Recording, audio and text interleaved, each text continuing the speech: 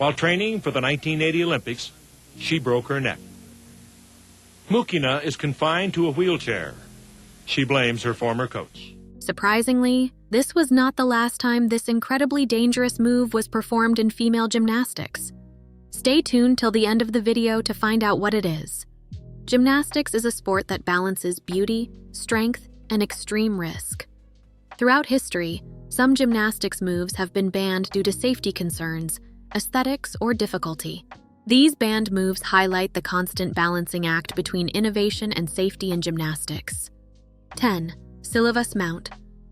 The Silivas Mount, named after Romanian gymnast Daniela Silivas, was a daring and complex skill that involved jumping into a shoulder stand with legs in a straddle position, followed by a pirouette that transitioned into a chest stand on the balance beam. This mount was most famously performed by Silivas during the 1988 Seoul Olympics, where her precise execution and innovative approach helped her secure gold on the beam. これは入りの瀬戸率のとこですね。いやー、シリバス氏のはこれ相譲りません。 At the time, the Silivas mount was considered one of the most difficult ways to begin a beam routine, setting the tone for high-level performances. However, the skill gradually fell out of favor in the following years. The primary reasons were the high risk of falling immediately upon mounting the beam and the low reward associated with it. Many gymnasts and coaches opted for safer mounts that reduced the chances of an early fall, particularly after notable incidents like Alicia Sacramoni's fall during the 2008 Beijing Olympics, which highlighted the risk of tricky beam mounts. 9. Multiple front handsprings. In earlier gymnastics competitions, it was common for gymnasts to perform 2 front handsprings at the start of a tumbling pass to gain momentum. However, as skills became more advanced, the need for running power over front handsprings became apparent. The introduction of more difficult flips and the shift towards round-off back handsprings saw this technique fall out of favor, as gymnasts today use floor space more efficiently for higher value skills. 8. Vaults with sideward takeoff or landing. Vaults that involve sideward takeoff or landing have been banned under the current FIG code of points for women's gymnastics. These vaults were deemed dangerous and did not fit the streamlined evolution of vaulting techniques, which now focus on frontward or backward rotations for better control and safety. 7. Belly beats. Also known as beats or beating the bar, this move involves a gymnast swinging from a handstand on the high bar and slamming their hips into the low bar to gain momentum. While this skill was once a common sight in bar routines, it fell out of favor as wider bar settings became standard. The wider bars allowed for more complex flight skills between bars, but lost the rhythm and flow that belly beats provided. 6. Tsukahara beam dismount. The Tsukahara beam dismount, named after Japanese gymnast Mitsuo Tsukahara, was once a common and highly respected way to finish a balance beam routine. The dismount involves a round-off performed on the beam, followed by a back salto, flip, in a tucked, piked, or layout position before landing on the floor.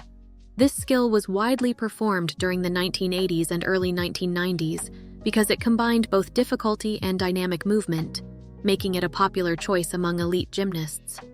In the late 1990s, when the FIG adjusted the code of points, the dismount was downgraded in difficulty and therefore offered less reward compared to other, more challenging dismounts.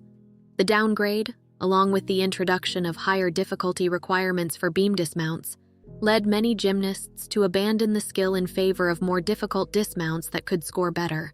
While it remains rare, the dismount has been performed in lower-level competitions and even reappeared at the Chicago Style Meet in 2017. 5. Quad series on beam. The quad series, which involves performing 4 connected elements in a row on beam, was once popular in the 1980s and early 90s. Typically consisting of back handsprings and layouts, this series faded from competition after the 1997 Code of Points revised the rules for connection bonuses. The difficulty and high risk of deductions made the quad series less rewarding, leading gymnasts to favor shorter series of 3 elements instead. 4. Comaneci dismount. The Comaneci dismount, named after the legendary Romanian gymnast Nadia Comaneci, was one of the most challenging and innovative dismounts of its time. Debuted during the 1976 Montreal Olympics, where Komenech earned the first ever perfect 10 in gymnastics history. This dismount showcased the high level of technical difficulty that defined her performances. The move begins much like a toe-on front dismount used today, but with a crucial twist. As the gymnast releases her grip and kicks her legs off the bar, she performs a half twist in the air, turning a forward salto into a backward one before landing. The combination of directional change mid-air and the required precision made this dismount a standout. During the 1970s, the Komenech dismount was considered one of the most difficult bar dismounts due to the coordination and timing it demanded. It was a significant factor in the success Komenech found on the uneven bars, allowing her to set a new standard in the sport.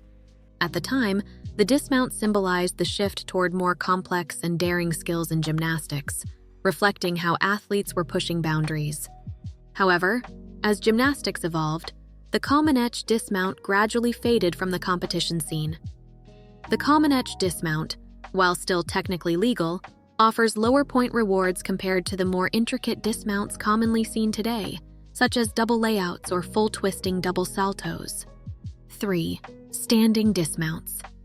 Standing dismounts were once a common way for gymnasts to exit their routines. These dismounts involve standing on the high bar before flipping off, but they were banned when the FIG made it illegal to stand on the high bar. Even attempts to execute standing dismounts from the low bar proved too dangerous, leading to their complete removal from the sport. 2. Korbut flip, dead loop. Performed by Soviet gymnast Olga Korbut at the 1972 Munich Olympics, the Korbut flip involved standing on the high bar, performing a backflip, and re-grabbing the bar. The move became iconic but was later banned for two main reasons: safety concerns and disruption of the routine's flow. The FIG code of points outlawed standing on the high bar, making the Korbut flip illegal in competition. 1. Thomas Salto.